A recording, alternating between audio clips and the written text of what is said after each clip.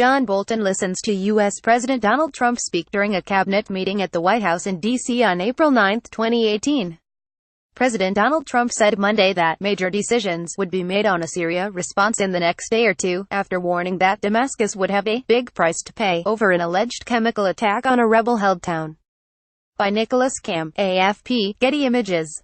There are few foreign policy issues on which Donald Trump has contradicted himself more thoroughly than on Syria, which he warned Barack Obama against attacking in 2013, but is now threatening to bomb himself.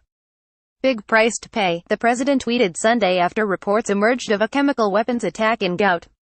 President Putin, Russia, and Iran are responsible for backing al-Assad. On Monday, he doubled down, telling reporters at the start of a cabinet meeting that the attack was atrocious and can't be allowed to happen. He continued, "If it's the Russians, if it's Syria, if it's Iran, if it's all of them together, we'll figure it out." The episode has thrust into stark relief Trump's inconsistent approach to the Syrian crisis and U.S. foreign policy more broadly. Almost exactly 1 year ago, the president ordered a missile strike against an airbase in Syria under nearly identical circumstances, a retaliatory action that did little to deter Bashar al-Assad.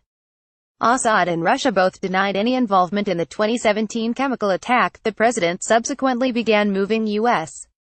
troops into Syria, but has lately been agitating publicly about pulling them back out. He does this frequently. He puts himself out there and he builds a box around himself, and then he has to commit to what he is already on the record for saying. He doesn't speak with a lot of forethought or restraint on this, and therefore it leads to some further obligation to act. John Glazer, the director of foreign policy studies at the Cato Institute, told me.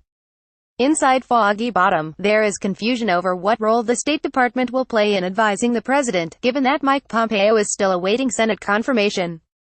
According to one staffer, the National Security Council has written 3 different policy memos on the topic, but experts at state have largely been cut out of consultations. Trump's contradictory strategy recalls Obama's own 2013 red line on Syria, which he later ignored. A very similar thing happened with Obama, Glazer added, noting how the former president declared that any use of chemical weapons would precipitate a U.S. response, but ultimately backed down after Congress declined to authorize the use of military force. Trump, who was previously one of the loudest voices against intervention in 2013, now blames Obama for leaving him with the Syrian disaster. But according to Nicholas Burns, a former U.S. ambassador who served Bill Clinton and in both Bush administrations, Trump's approach in Syria has more in common with Obama's than either would likely admit. "I think that the president's tweet yesterday was specific enough that he has effectively drawn a red line as well," Burns told me. "I think that the president needs to respond to this. This leaves Trump in the same quagmire Obama said haunts me constantly," in an interview for Vanity Fair last year. And for good reason. For years, the multi-pronged conflict in Syria has been a humanitarian crisis with no easy answer. Providing more support to rebel groups could accidentally place weapons in the hands of terrorists, prolong the war, or lead to mission creep that ends with American boots on the ground. Doing nothing empowers Assad to continue slaughtering his own people, and allows Russia and Iran to deepen their military foothold between Israel and Iraq. So far, the Trump administration appears to be proceeding cautiously. The first thing we have to look at is why are chemical weapons still being used at all when Russia was the framework guarantor of removing all the chemical weapons? Defense Secretary James Mattis told reporters on Monday. And so, working with our allies and partners from NATO to Qatar and elsewhere, we are going to address this issue. When asked whether airstrikes against the Assad regime were on the table, the general replied, "I don't rule out anything. Right now, whatever red line Obama and Trump have drawn on the use of chemical weapons, it is by now so muddied by inaction." Saturday's attack marked the 8th use of poison gas since Trump's strike last April, that experts argue the U.S. would need to take dramatic new steps to credibly re-establish its leverage. "I actually think that it has to be much stronger and more sustained. I think we have to be careful here not to take on the Russians. You don't want a conflict between nuclear powers," Burns told me. "But we can go directly after Assad's commanders and his air bases from which these attacks are launched and destroy planes on the ground and destroy part of the infrastructure of the Syrian military." The former ambassador added that it will be critical that the U.S. form a coalition with its U.S. allies in the Middle East and the Europeans to serve as a bulwark against Russian and Iranian aggression in the region. "We have not been responding to the chemical weapons attacks. Obviously they thought that they could get away with it," he said. The real trick here is that we have to be careful because we don't want to launch into a commitment that is so big that we get stuck in the Middle East again as we did in Iraq. If we try to take down, overthrow the Assad government, no matter how many of us would like to see Assad leave, he is not going to leave and he is in a strong position right now.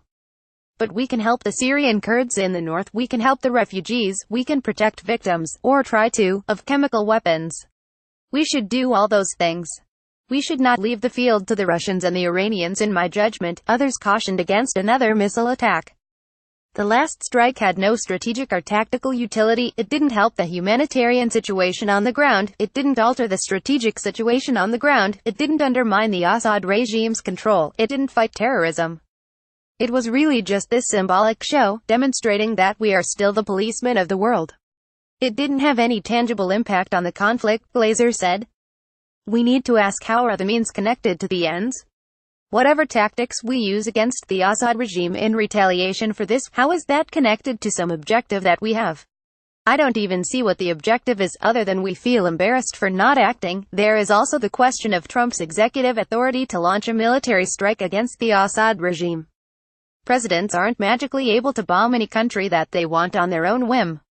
It requires legal authorization, Glazer said.